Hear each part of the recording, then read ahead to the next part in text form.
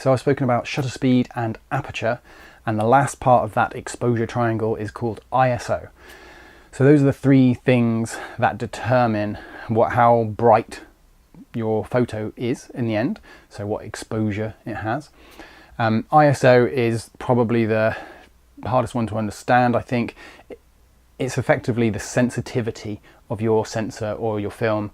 There's a lot to read up on. I won't bore you with the details. It is genuinely boring to me. So as a general rule of thumb for surf photography, if you've got a decent modern digital camera, put your camera into auto ISO mode.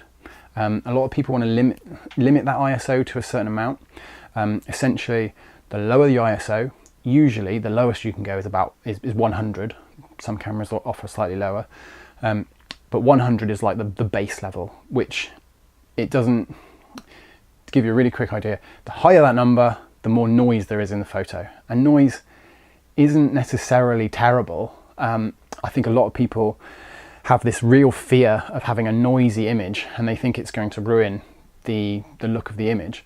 But in my experience, if you're noticing the noise in the image, then you haven't really got a great image to start with. So I think, and there's lots of things you can do in post-processing to help as well. I mean, if it's really overcast, it's fairly early in the morning, there's not much light, I'll just crank the ISO right up. I don't put any limits on it. I let my camera just go for it, because I know that I can convert that to black and white, and the grain, the noise in it doesn't look that bad to my eye. The other thing is, where are you going to put your images afterwards?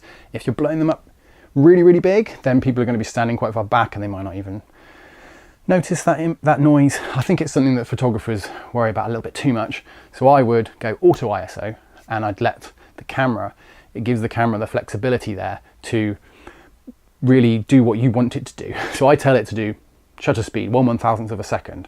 If I'm in shutter priority, that's all I'll tell it, and it'll figure out the aperture for me, and it'll figure out the ISO because I put auto ISO on. Occasionally I will go into a manual mode to really let me get into the specifics of the shot I want to get. If I really want a creative style of shot, I don't just want to make sure everything's in focus, for instance. So I'll go in and I'll tweak the aperture, I'll tweak the shutter speed, but generally I'll leave the ISO on auto anyway. I think there's a point where if you really, really need that control, that fine control, if there's a shot that you're really looking for, you've got that photographer mindset where you want to nail everything, then yes, control your ISO as well. But 9 times out of 10 for surf photography, auto ISO is going to be your best option. So I reckon stick to whatever camera you've got in auto ISO and don't worry about it. That's my beginner's advice.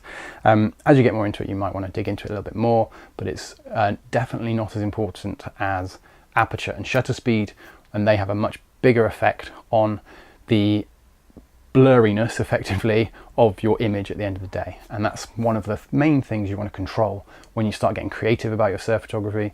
You want to control which bits are in focus, which bits are blurry. Shutter speed and aperture have a really big effect on that. ISO, not so much.